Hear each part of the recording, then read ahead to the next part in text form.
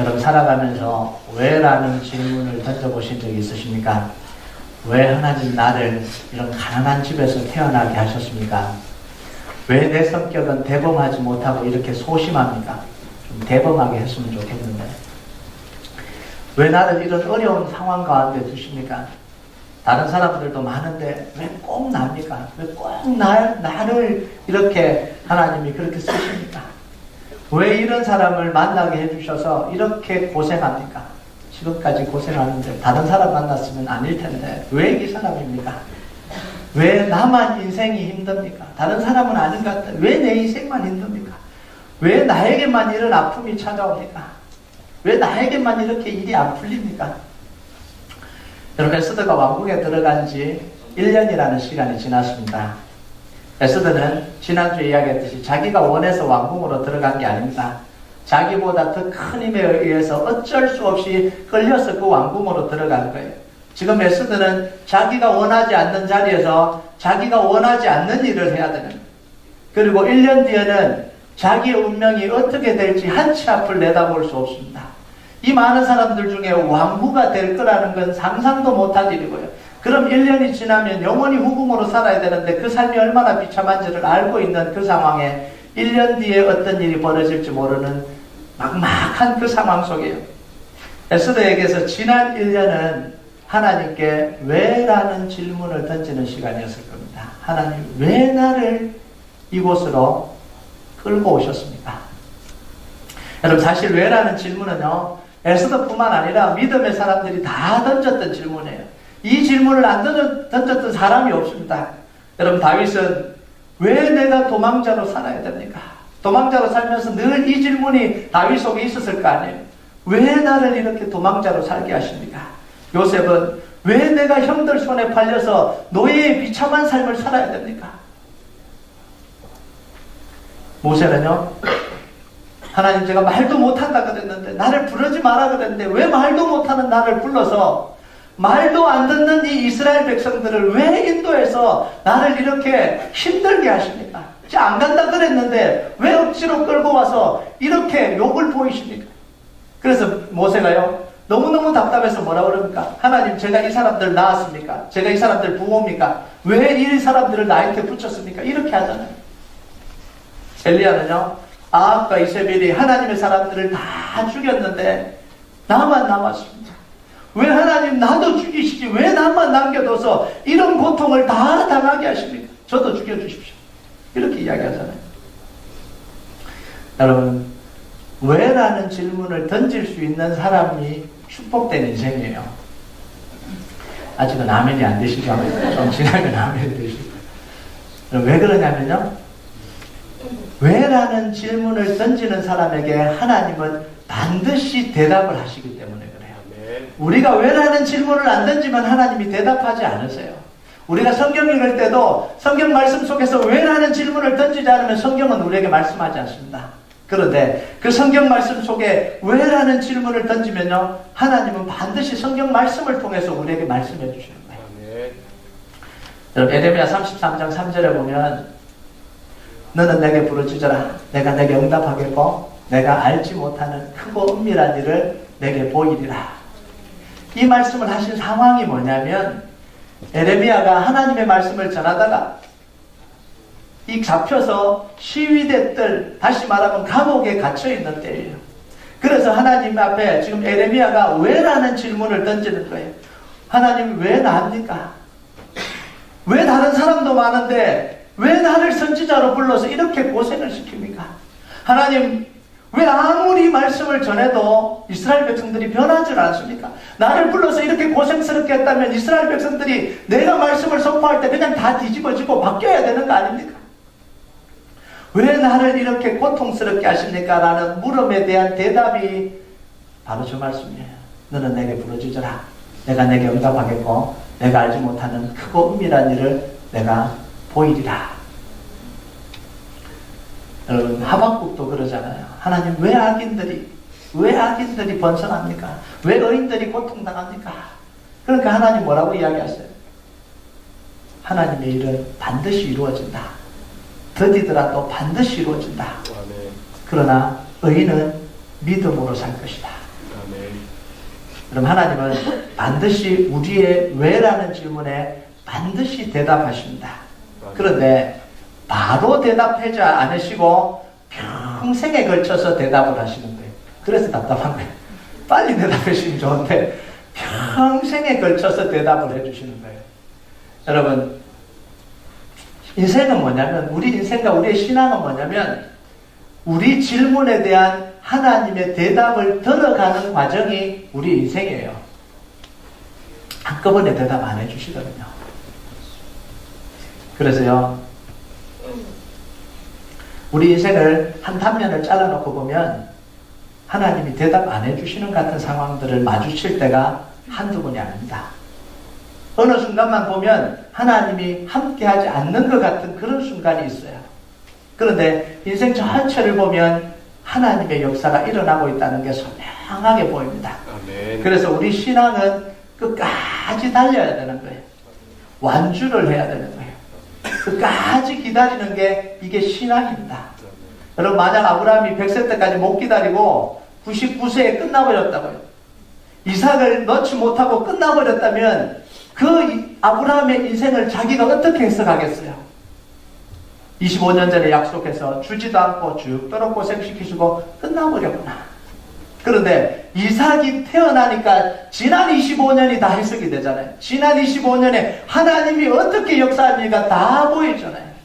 그래서 우리의 신앙은요, 중간에 끝나는 게 아니라 끝까지 완주해 가야 됩니다. 하나님이 응답하실 때까지 가야 되는 거예요. 그러기 위해서 뭐가 필요해요? 믿음이 필요한 거예요. 아멘. 여러분, 여러분의 인생의 그 걸음을 끝까지 걸어가는 축복이 있길 주님의 이름으로 축복합니다. 아멘. 그리고 또 한 가지, 하나님이 우리가 감당하지 못할 시험, 감당하지 못할 일, 감당하지 못할 상황은 절대 허락하지 않습니다. 아무리 고통스러워도 그거 감당할 수 있기 때문에 우리에게 주신 거예요. 우리에게 욥의 고통은 안 주시잖아요. 못 감당하니까. 네, 그러잖아요. 다윗의 고통도 안 주실 것 같아요. 한 10몇 년 도망 다니시기 좀 힘드시죠? 네, 그러시지는 않을 것 같아요. 우리에게 맞는 상황을 주십니다. 우리에게 맞는 어려움을 주세요. 자, 그러면 이제 답이 뭐냐면요, 우리가 감당해야 되는 일이 어려우면 어려울수록 하나님의 은혜가 크겠어요, 안 크겠어요? 클 수밖에 없는 거예요. 왜냐하면 그 상황을 뒤집어야 되니까. 어려운 상황을 뒤집어야 되니까 하나님의 능력이 강하게 나타날 수밖에 없어요. 하나님의 기적이 강하게 나타날 수밖에 없습니다. 도랑 하나 건너는 거라면 하나님의 능력 필요 없잖아요. 그런데 홍해를 건너는 거라면요, 이건 갈라지지 않으면 안 되는 거예요. 그러니까 갈라진 거예요. 하나님이 할 일 없어 홍해를 가렸겠어요? 안 가르면 못 지나가니까 가르신 거예요. 여러분, 그래서요, 우리가 어려운 일을 당하고 있을 때, 힘겨운 일을 당하고 있을 때 우리가 기대하고 기도하고 기다려야 되는 게 뭐냐면 하나님의 일하심이에요. 아멘. 이 기대하고 기도하고 기다린다는 건 금요 회복집회 참여한 분들은 압니다. 제 인생 속에요, 하나님이 정말 아무것도 안 한다라고 느껴지는 순간이 있었습니다. 저는요, 절대로 개척교를 안 한다고 했거든요. 절대로 그런 말 쓰지 마세요. 절대로 안 한다 그러면 절대로 시키세요. 네, 결혼 조건이 개척교회 안 하는 게 결혼 조건이었습니다. 제가 프로포즈 하니까 개척교회 안 하면 결혼하겠다고 그러더라고요. 나는 개척교회 할 마음이 없으니까 걱정하지 마라. 그러고 결혼했는데 미국으로 보내셔서 개척교회 이민교회까지 시켜버렸어요. 이게 하나님. 그러고는 3년 동안 제 팔다리를 다 잘라서 아무 데도 못 가게 그냥 그 감옥 같은 이 속에서 잡아두신 거예요. 팔다리 있으면 도망갈 것 같아서 팔다리를 다 잘라놨어요. 어디서 청병 오면 도망갈 것 같으니까 아무 데도 불러주지 않아요. 3년 동안 오직 거기만 붙들려 있는데 그때는 너무너무 고통스러웠어요. 그런데 하나님이 그때 저를 훈련시키신 거예요. 그때만 보면 안 보이던 것들이 지금 보니까 그때 저를 다 훈련시켰더라고요. 그 고통스러운 상황 속에 이기려고 버티려고 기도하고 참으려고 기도하고 그 상황을 어떻게든 살아가야 되니까 새벽에 나와 엎드려 기도했던 그 시대에 하나님이 저를 훈련을 다 시키시더라고요. 여러분, 에스더가 왕궁에서 보낸 1년은요, 다른 처녀들이 보낸 1년과는 토들이 다른 시간, 완전히 다른 시간입니다. 똑같은 1년을 보냈는데 다른 시간을 보내요. 여러분, 왕후 간택에 참여한 여자들에게는 1년 동안 모든 게 다 허용이 됐습니다. 12절과 13절을 보면요, 12절 13절을 같이 한번 읽어볼까요? 시작. 처녀마다 차례대로 아하수에로 왕에게 나아가기 전에 여자에 대하여 정한 규례대로 12달 동안을 행하되 6달은 모략 기름을 쓰고 6달은 향품과 여자에게 쓰는 다른 물품을 써서 몸을 정결하게 하는 기한을 마치며 처녀가 왕에게 나아갈 때에는 그가 구하는 것을 다 주어 후궁에서 왕궁으로 가지고 가게 하고. 자, 이 처녀들에게 왕의 보물창고가 완전히 개방이 됐습니다. 여러분, 그 보물창고 안에 뭐가 들어있어요? 이 페르시아가 정복한 나라에 빼앗아온 모든 보물들이 그 안에 다 들어있습니다. 인도로부터 이집트로부터 구스까지. 온갖 보석들, 옷들, 향신료들, 황품들, 화장품들, 다 액세서리들, 그게 다 들어가 있는 거예요. 보통 사람은 한 번 평생 또 보지도 못하는 그런 보석들이 그 안에 다 들어있는 거예요. 그런데 이런 것을 자기가 원하기만 하면 언제든지 가질 수 있다는 거예요. 그리고 1년 동안 몸을 만드는데 6개월은 마사지, 향신료를 풀어서 1년 동안 몸을 만들고 1년 동안은 이 얼굴 화장을 하고 그러면서 1년을 보내는 겁니다. 말 그대로 왕비예요. 말 그대로 왕비예요. 말 그대로 공주예요. 여러분, 이 사람들 중에요, 이런 마음을 가지고 있었던 사람들이 많을 거예요. 어차피 1년 지나면 이 호사도 못 누리니까 1년 동안 다 누리자. 이런 거 언제 누리겠냐는 거. 1년 동안 다 해보자. 하고 싶은 거 다 해보고, 그리고 후궁으로 가더라도 해보고 싶은 거 다 해보자. 어차피 왕후 되는 거는 걸렀고, 뭐 어떻게 왕후가 되겠어요? 한 사람 뽑는데. 그런데 에스더는 이런 것에 관심이 없었어요. 15절에 보면 궁녀를 주관하는 내시 회계가 정한 것 외에는 다른 것을 구하지 아니하였으니 이렇게 이야기해요.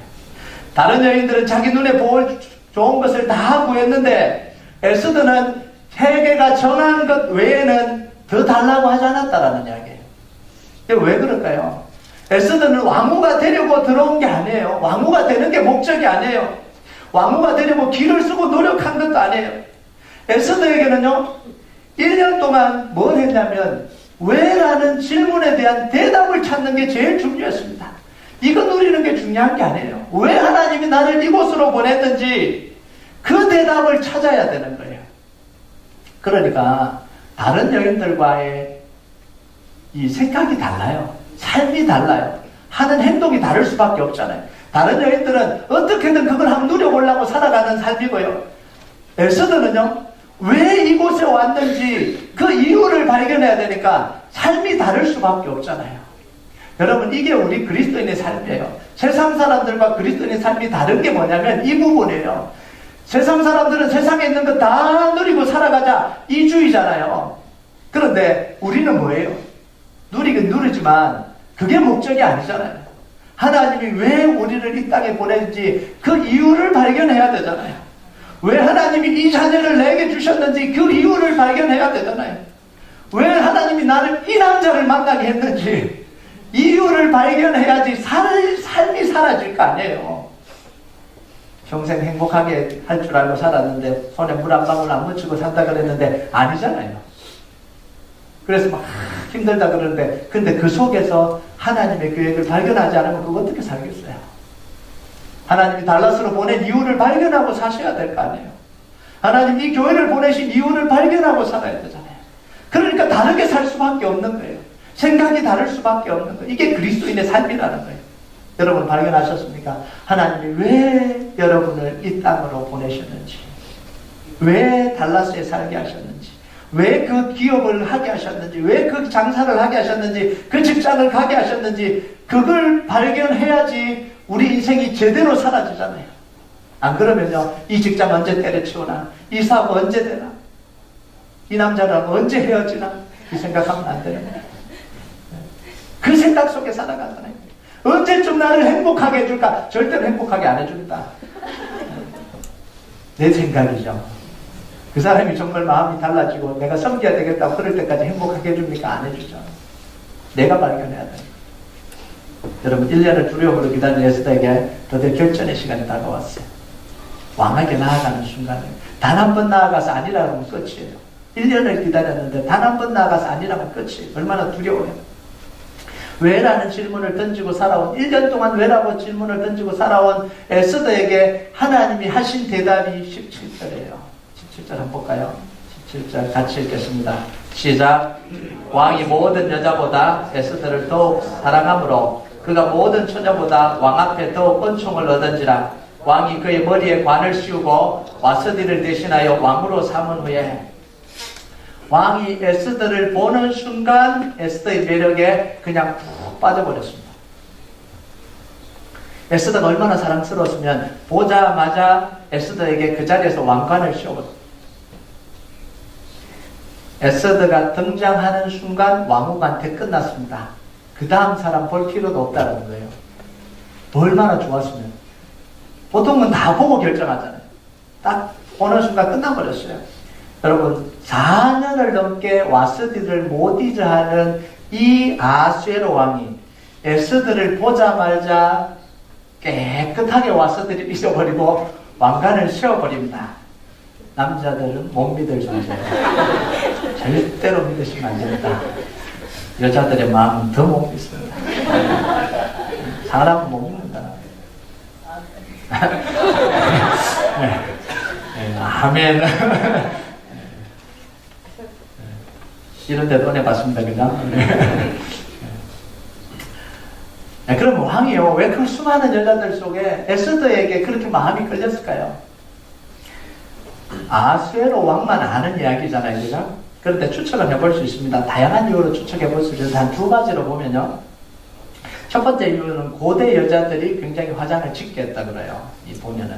액세서리도 굉장히 많이 달았다 그래요. 13절에 보면 자기가 원하는 걸 다 가져갈 수 있습니다. 그러니까 이 처음 보는 이 예쁜 것들을 다 가져갈 수 있으니까 얼마나 많이 달고 갔겠어요. 주렁주렁 달고, 그럼 자기가 이뻐 보일 줄 알고 다 달고 가는 거예요. 불보듯 뻔합니다. 그런데 화장도 과하고 액세서리도 과하면 그 사람이 어떻게 보입니까? 오히려 그 사람의 매력이 사라지는 거예요. 그 사람의 아름다움이 가려집니다. 남자들은 아시잖아요. 그잖아요. 주렁주렁 매달고 화장 막 찍혀. 그게 매력이 아니잖아요. 그게 더 가려지는 거예요. 그런데 지금 이 왕의 마음에는 누가 자리 잡고 있어요? 와스디가 자리 잡고 있는 거예요. 와스디를 기준으로 해서 지금 보고 있는 거예요. 와스디보다 아니네. 이건 아니네. 이건 아니네. 이러잖아요. 그러니까 왕이 이런 처녀들에게 신물이 났잖아요. 막 귀한 거 달고 있는 이건 매일 보는 장면 아니에요. 그런데 뭐 자기가 뭐 이쁜 거 좀 달았다고 왕이 그게 혹하겠어요? 아니에요. 그런데 에스더가 들어오는 순간 왕이 눈이 번쩍 뜨인 거예요. 색다른 매력을 풍기고 있는 거예요. 화장도 짙게 하지 않고 액세서리도 거의 달지 않고 에스더의 자연미에 빠진 거예요. 네, 요즘 유행이 뭐예요? 자연미인 아니에요. 다 성형하니까 요즘은 쌍꺼풀이 없는 사람이 미인 안 해. 다 쌍꺼풀 수술하니까. 여러분, 이걸 신앙적으로 해석하면요. 신앙의 아름다움이 뭐냐면 겸손이에요. 신앙의 아름다움은 화려한 게 아니에요. 신앙의 아름다움은 겸손입니다. 내 말로 아무리 주장을 하고 내 말로 아무리 뭔가 있는 채도 그러면 그럴수록 우리의 진짜 신앙의 아름다움은 사라져버려요. 감춰져 버립니다. 내가 아무리 나를 포장하려고 해도요, 나의 그 신앙의 아름다움은 오히려 이게 드러나지 않아요. 그런데 말을 하지 않고 조용히 겸손하게 있을 때에 우리의 진짜 신앙의 모습이 드러나잖아요. 신앙의 아름다움이 드러나잖아요. 그래서 바울이 뭐라고 이야기를 하냐면 나는 나의 약함을 자랑하노라 이렇게 해요. 언제 사도 바울이 이야기합니까? 사람들이 다 자기 자랑하는 거예요. 이것도 자랑하고 저것도 자랑하고 나는 이거다. 그럼 사도 바울도 나는 더하다 이렇게 자랑을 해야 되는데 뭐라고 이야기하냐면 나는 나의 약함을 자랑한다. 하나님의 은혜가 아니면 나는 살 수 없는 존재다 이렇게 이야기하잖아요. 사도 바울이 내놓을 게 없는 사람이었습니까? 그 사람들 한마디로 다 그냥 눌러놓을 수 있는 그런 자질과 자격을 갖춘 사람이 사도 바울 아니에요. 그런데 그 사람들 앞에서 뭐라고 이야기합니까? 나는 나의 약함을 자랑할 것밖에 없다 이렇게 이야기를 해요. 그럼 또 하나 우리가 생각해 볼 수 있는 이유가 15절인데요. 에스더가 왕에게 갈 때 자기가 좋은 것을 선택한 게 아니라 헤게가 추천한 대로 따랐다 이렇게 이야기합니다. 15절에 보면 헤게가 정한 것 외에는 다른 것을 구하지 아니하였더라 이렇게 이야기합니다. 영어로는 What Haggai suggested. 에스더가 헤게가 추천한 대로 따랐다. 이게 오늘날로 말하면 무슨 이야기일까요? 헤게가 에스더의 화장과 옷 입는 것을 뭐 했다고요? 코치했다 이런 이야기예요. 코치했다 이런 이야기입니다. 헤게가 아수에르 왕이 좋아하는 취향으로만 코디를 해준 거예요. 여러분, 미스 코리아 선발대회에 입상한 사람들이 수상소감을 발표하면서 꼭 하는 이야기가 있습니다. 뭐죠?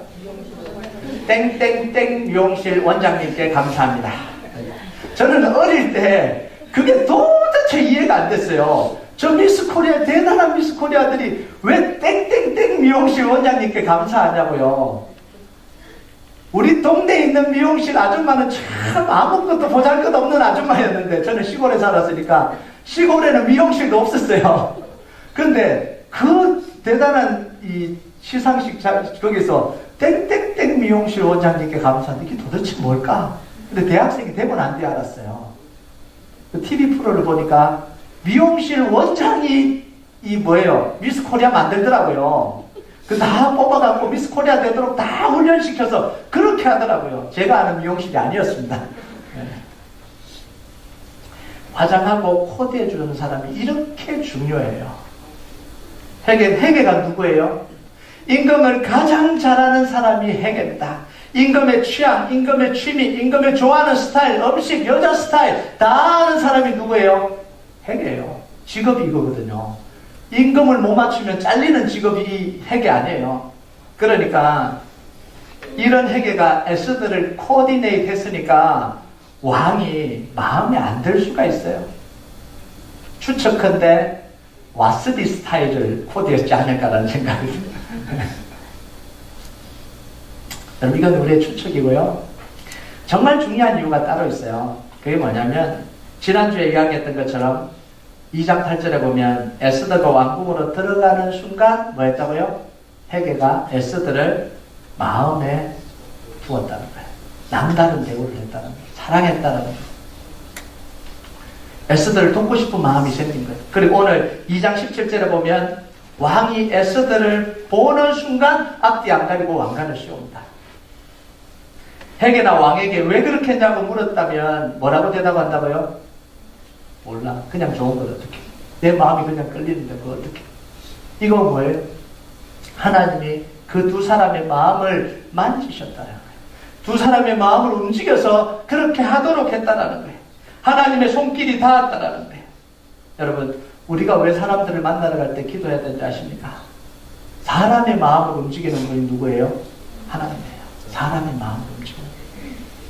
여러분, 가면은 막 싸울 것 같고 가면은 욕을 먹을 것 같은데 기도하고 갔는데 의외로 웃으면서 따뜻하게 반겨줄 때 여러분 안 경험해 보셨습니까? 경험했잖아요.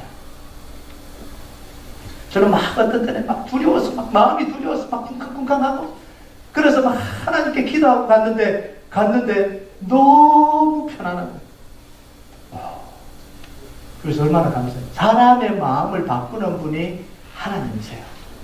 그래서요, 남편에게, 아내에게 화가 나거들랑 말하지 마세요, 좀. 너 이거 좀 바꾸라. 왜 나를 안 해주냐? 이거 안 해주냐? 그러지 마시고 기도하세요.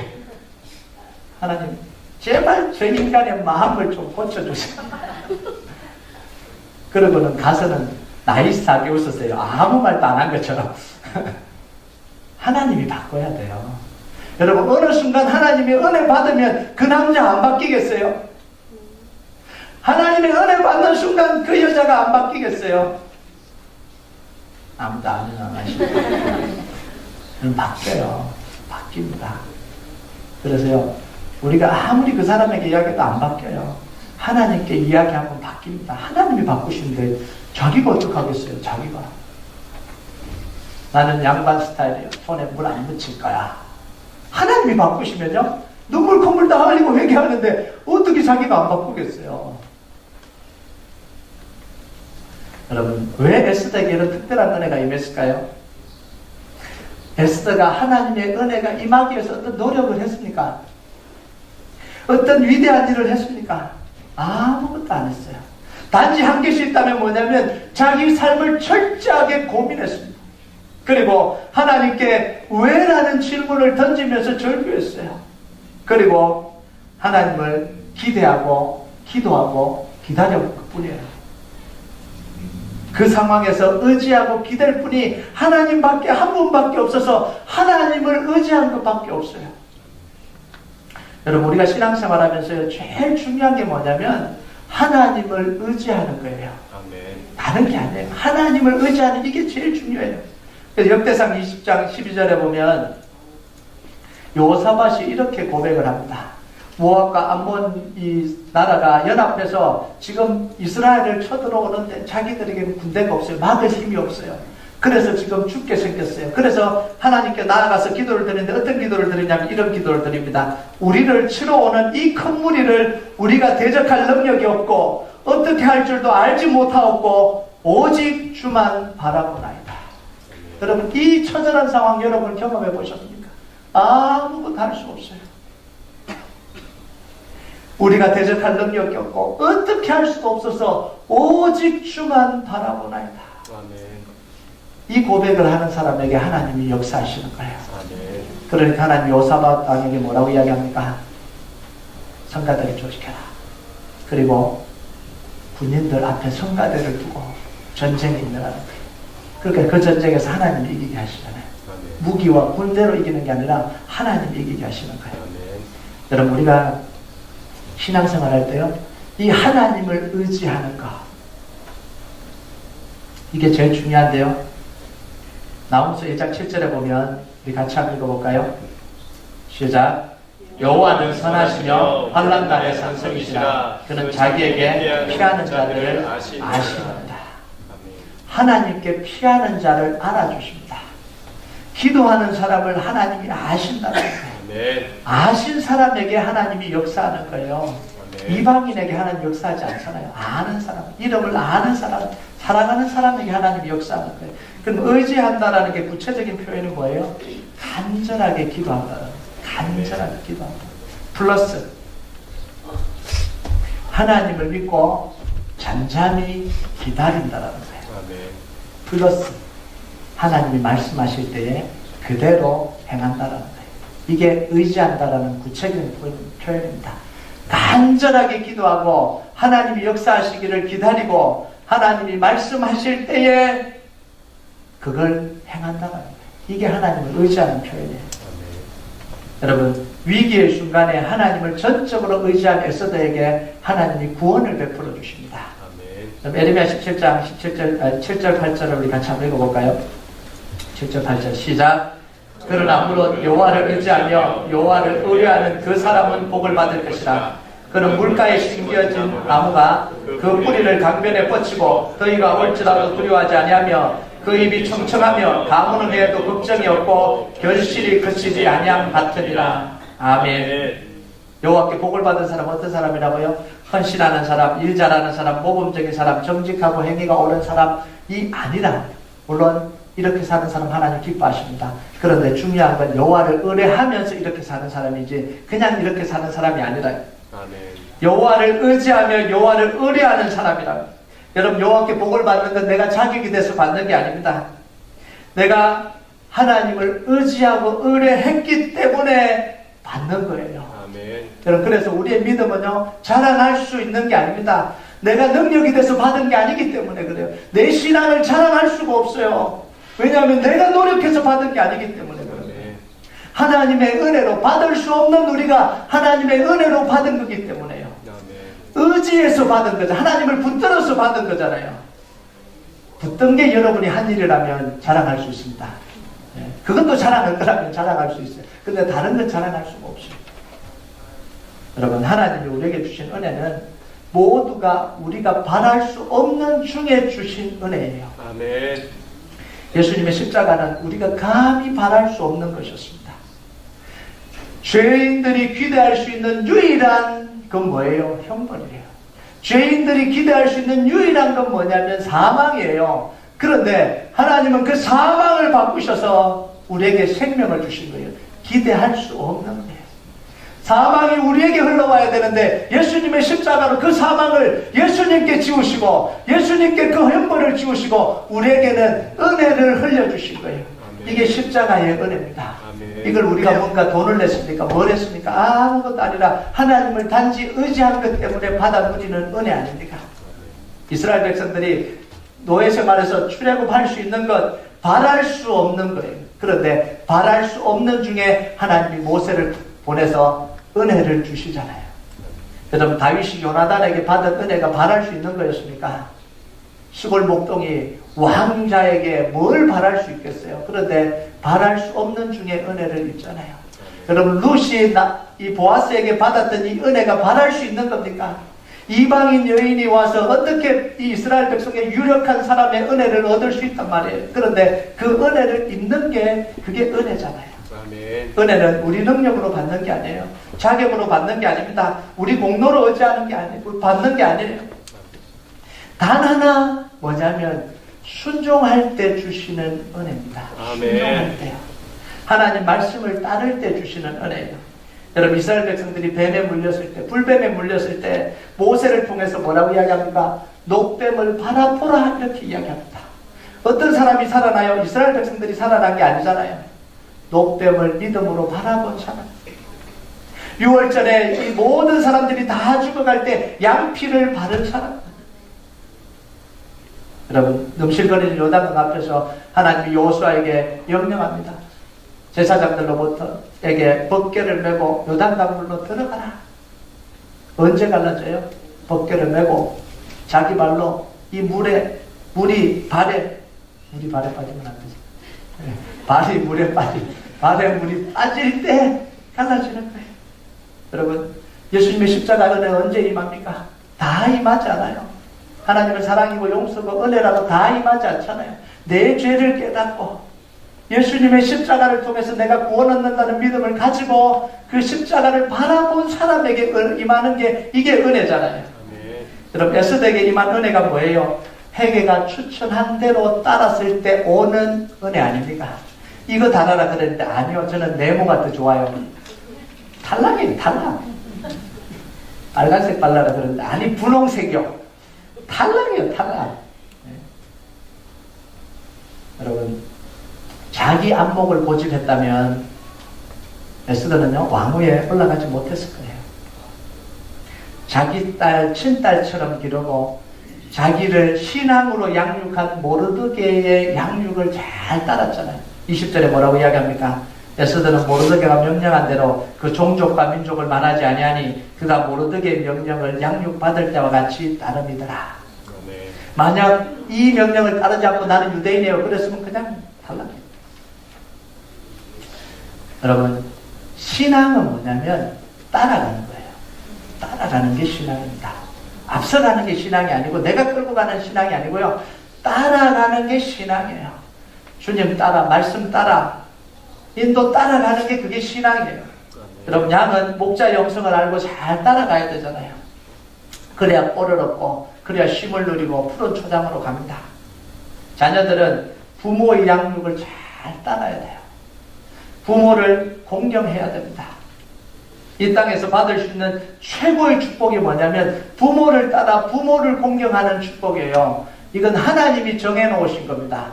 그래서 이 땅에 살아가면서 부모를 공경하지 않고 축복받을 거라고 생각하는 사람은 어리석은 사람입니다.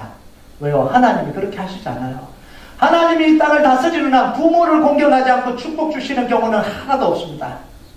하나님이 돌아가시지 않는 한 절대 하나님 안 돌아가실 거니까. 그럼 신명기 5장 16절에 뭐라고 이야기해요? 우리 같이 읽을까요? 시작.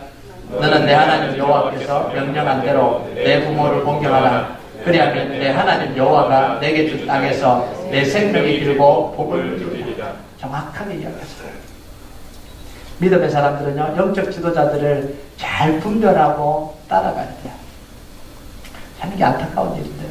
그냥 따라가야 되는데 분별까지 해야 되니까 요즘은 분별까지 해야 되니까 얼마나 힘들어요.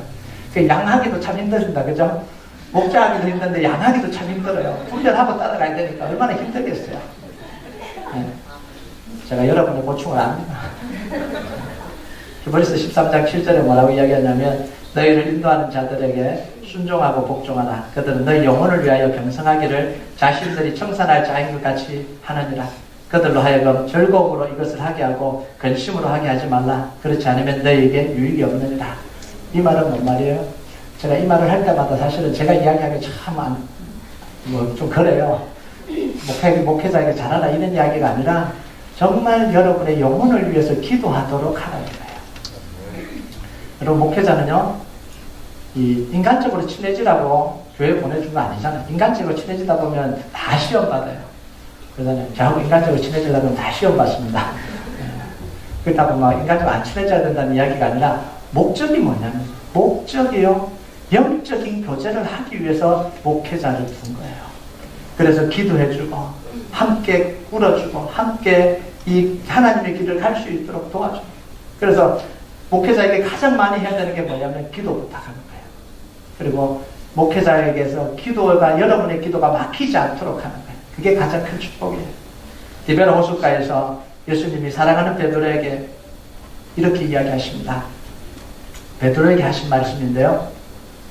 이때 상황이 언제냐면 베드로가 예수님을 부인하고 난 뒤에 마음에 너무너무 부담이 생겼어요. 내가 스승을 부인했다라는 그게 너무너무 아프잖아요. 근데 예수님 부활하셨는데도 불구하고 그게 회복이 안 되는 거예요. 예수님 부활하신 예수님 만나고 난 뒤에 제자로 살아가야 되는데 그러지 못해서 자기가 한 짓을 극복을 못해서 물고기 잡으러 가겠다고 갈릴리로 가버렸습니다. 그러니까 예수님이 찾아가잖아요. 베드로를 찾아가서 사랑을 고백하고 사랑하느냐고 다시 다 회복시켜주고, 회복이 끝난 뒤에 한 이야기예요. 회복이 끝난 뒤에 이 이야기를 하십니다. 우리 같이 한번 읽어볼까요? 시작. 내가 진실로 내게 이르노니 내가 젊어서는 스스로 띠띠고 원하는 곳으로 다녔거니와 늙어서는 내 팔을 벌리리니 남이 내게 띠띠우고 원하지 아니한 곳으로 데려가리라. 베드로의 인생이 딱 두 가지가 나오는데요. 베드로의 인생은 지금까지 베드로가 원하는 방향으로 갔습니다. 자기가 띠띠고 갔어요. 자기가. 그러니까 결론이 뭐예요? 나는 고기 잡으러 가노라. 실패하고 상처받고 고기 잡는 일에 주저앉아 버렸습니다. 그런데 어떻게 해요? 고기 잡는 것도 실패해버릴 거예요. 이게 자기가 띠띠고 자기 마음대로 간 인생의 결론이 바로 이겁니다. 그런데 예수님의 인도함 따라서 내가 띠띠는 게 아니라 주님이 띄워주신 띠를 띠고 가니까 오순절 성령의 역사의 주인공이 되잖아요. 성전 미문에 앉은 이 안전뱅이를 예수 그리스도 이름으로 일으키잖아요. 죽은 다비다를 살리고 이 요바에서 고넬료를 회심하게 하는 놀라운 역사들을 이렇게 가잖아요. 내가 간 곳이 아니라 주님이 보내시는 곳으로 가서 주님이 띠를 띄워주신 곳으로 가니까 하나님의 역사가 일어나더라는 거예요. 여러분 우리 삶에는요 힘든 일이 너무 많아요. 하루에도 고민할 일이 너무 많습니다. 수십 번 정말 막 삶이 다 흔들을 벌릴 만큼 그렇게 고민하고 살아가잖아요. 그때 우리는요 뭘 해야 되냐면 그 문제를 놓고 충분히 고민을 해야 됩니다. 충분히 갈등해야 돼요. 충분히 흔들려야 됩니다. 충분히 왜라는 질문을 던져야 돼요. 여러분 잘못된 신앙을 가진 사람들이 뭐라고 생각하냐면 우리는 흔들리면 안 돼. 절대로 의심하면 안 돼. 절대로 하나님 앞에 왜라고 하면 안 돼. 하나님께 왜냐고 소리치면 안 돼. 무례하게. 다윗도 소리쳤는데요. 그게 믿음이 아니에요. 흔들려야죠. 힘든 때 흔들려야죠. 고민해야죠. 왜라는 질문을 던져야죠. 정말 처절하게 하나님께 부르짖어야죠. 그런데 하나님을 떠나지 않는 게 이게 믿음이에요. 흔들리면서도 어려우면서도 고통스러우면서도 왜라는 질문을 던지면서도 한 손으로 하나님을 붙들고 끝까지 있는 게 이게 믿음이더라는 거예요. 아멘. 여러분 그리고 하나님을 기대하고 기도하고 기다리는 거예요. 아멘. 하나님 반드시 우리 질문에 응답하십니다. 아멘. 반드시 응답하십니다. 약한 우리를 들어서 강한 자를 부끄럽게 하시고 없는 우리를 들어서 있는 자를 부끄럽게 하시는 분이 하나님이에요. 아멘. 전능하신 하나님, 절대 주권자 하나님이 우리에게 단 하나 요구하는 게 있습니다. 흔들리지 마라, 외제는 질문 던지지 마, 이런 게 아니라 하나님을 오로지 의지하라는 거예요. 우리의 상황 속에서 오로지 하나님을 붙들라는 거예요. 나는 힘이 없고 나는 능력이 없는데 오직 주만 바라보나이다, 이 고백을 하라는 거예요. 아멘. 여러분, 여러분이 가지고 있는 이 문제, 오늘도 풀리지 않는 이 문제, 질문, 이 문제 앞에 여러분 오로지 주님만 바라봅니다라고 고백하고 이겨가는, 주님 응답하실 때까지 믿음으로 붙들고 살아가는 역사가 있기를 주님의 이름으로 축복합니다. 아멘. 우리 같이 찬양하도록 하겠습니다. 이 찬양 설교하면서 이 찬양 하나님 앞에 드리고 싶습니다. 약한 나로 강하게, 가난한 날 구하게, 눈먼 날 볼 수 있게. 우리가 할 수 있는 게 없어요. 하나님이 우리에게 해주셔야 돼요. 우리가 건너가야 될 강, 깊은 강에서 주님이 건져주셔야 돼요. 우리의 구원자 되신 하나님이 우리를 건져주시고 주여 우리를 구원하소서. 이 고백을 우리 하나님 앞에 드렸습니다. 약한 나로 강하게, 약한 나로 강하게, 가난한 날 구하게, 가난한 날 구하게, 먼 날 볼 수 있게, 먼 날 볼 수 있게, 주에게 행하셨네, 주에게 행하셨네. 약한 나로 강하게,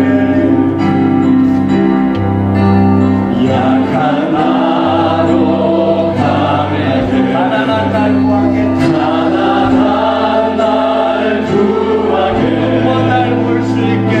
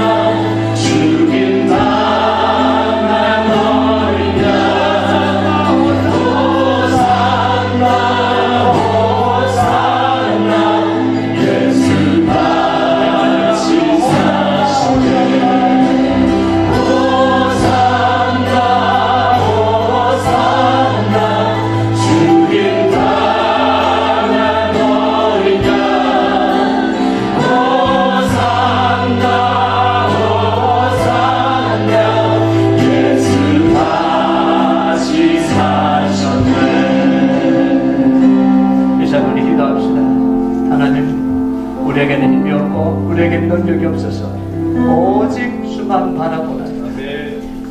오직 주님만 의지합니다. 하나님, 우리가 눈물로서 왜라는 질문을 던집니다. 하나님, 왜 나를 이곳에, 왜 나에게 이런 일을, 왜 나에게 이런 사람을, 왜 나에게 지금 이런 상황을 주십니까? 우리가 기도할 때 하나님 우리에게 말씀하십니다. 오늘도 하나님 말씀하여 주시옵소서. 주님, 내가 이곳에서 넘어지지 아니하고 깨어지지 아니하고 포기하지 않으려고 견디게 하여 주시며 하나님의 응답을 기필코 듣는 은혜를 하나님 허락하여 주시옵소서. 지켜주시고 피할 길을 주시고 힘을 달라고 이 시간 같이 기도하도록 하겠습니다.